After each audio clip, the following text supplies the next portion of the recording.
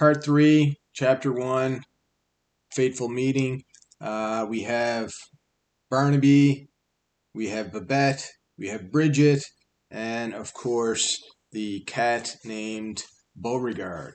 So the last thing that happened is Barnaby's lab exploded and they were wondering what to do, and then they realized that they were going to look for Bridget's parents.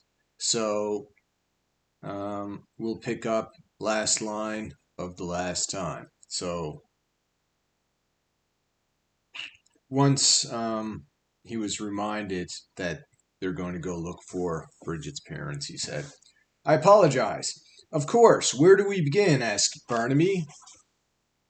"I thought you were supposed to know that," said Bridget. She stared down at her sneakers sadly. This whole thing was beginning to seem hopeless. "Come, Bridget, there is no need for such dejection," said Babette. "Barnaby is always full of good ideas." "Naturally," agreed Barnaby. "Now let's see. If you want to cover a lot of ground, the best way is in the air. What we need is some kind of hot air balloon. I could design one by tomorrow morning." Bridget perked up at this idea. "A hot air balloon, huh? Why didn't you say so? Let me show you two a little trick I picked up back home." With that, Bridget began chewing her gum, her jaws and cheeks pumping furiously.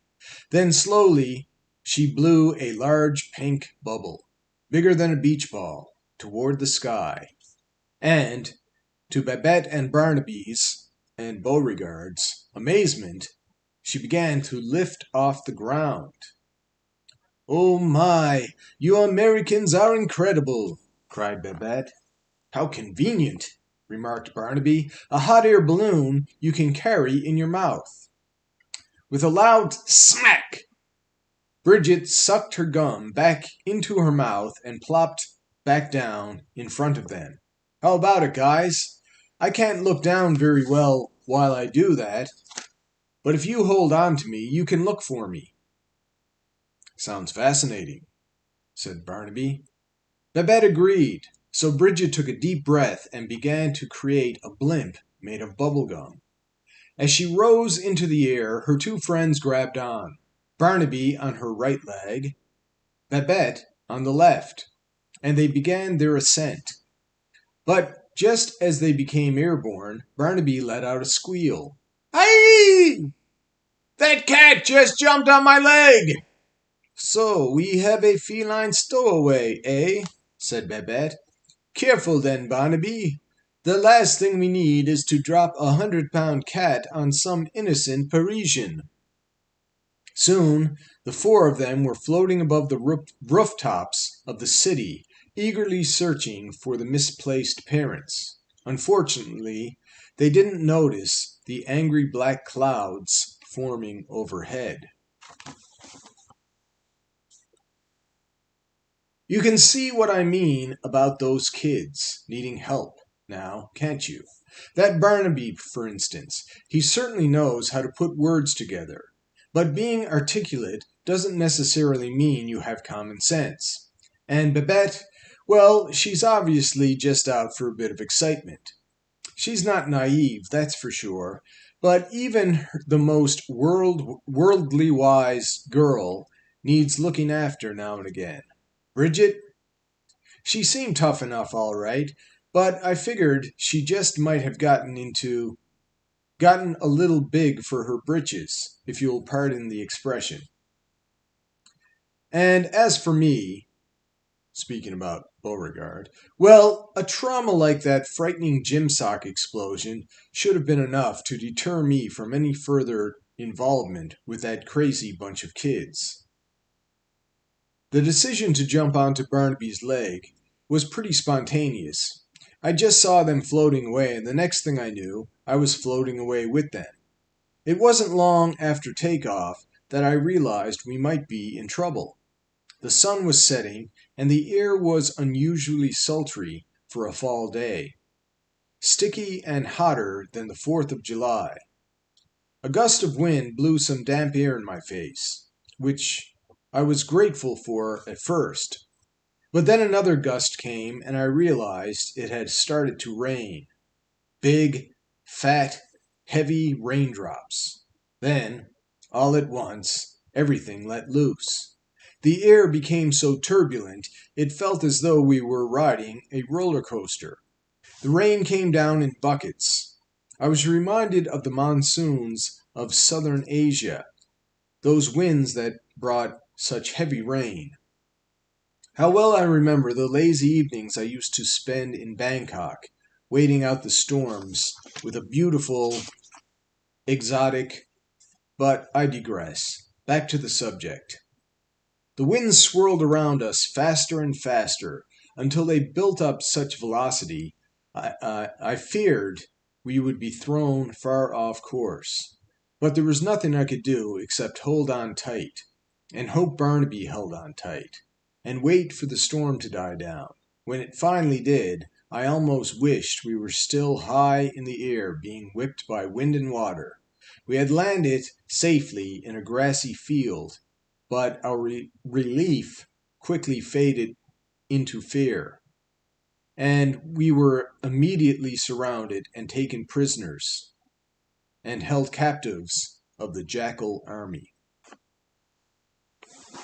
Well, there you have it. That's the end of this chapter.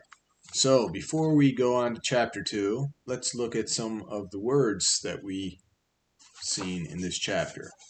So it says, decide what relationship the following pairs of words have to each other. Similar or opposite.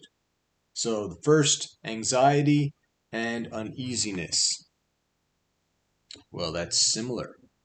2, hesitant, reluctant. Similar.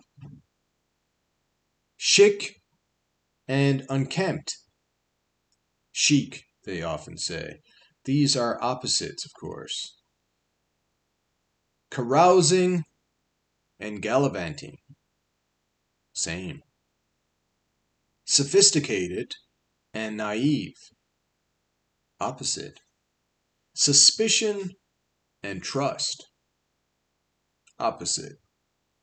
Quirk, idiosyncrasy. Same. Premature, tardy. Opposite. Amateur, dabbler. Same. Despicable, foul. Same. Acquaintance, close friend. Opposite. All right. So, decide the relationship, the following pairs of words, similar or opposite. Gruff, hostile, or hostile. Same. Conspicuous or concealed. Opposite. Tentative and timid. Same. Oblivious and astute or astute. Those are opposite. Inhibits, assists. Opposite. Bewildered, baffled. Same. Potent, weak. Opposite.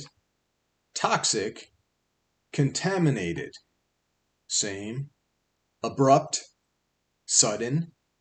Same. Comply, disobey.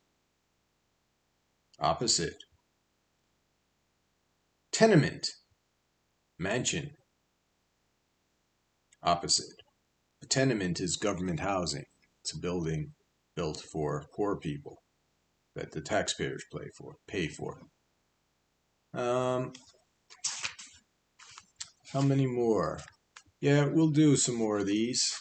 It says, fill in the blank. Choose the word that best completes the sentence. So the options for number 1 are babbled, loafed, beckoned, agitated.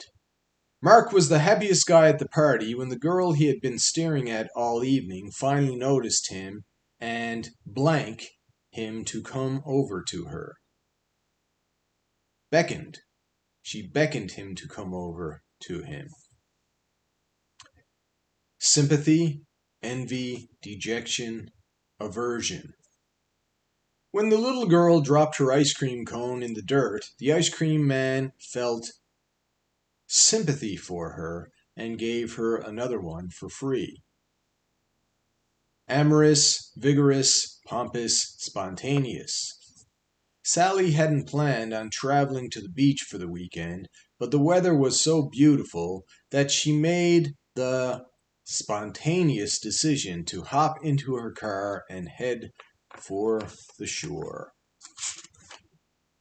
Obsolete, renowned, synthetic, articulate.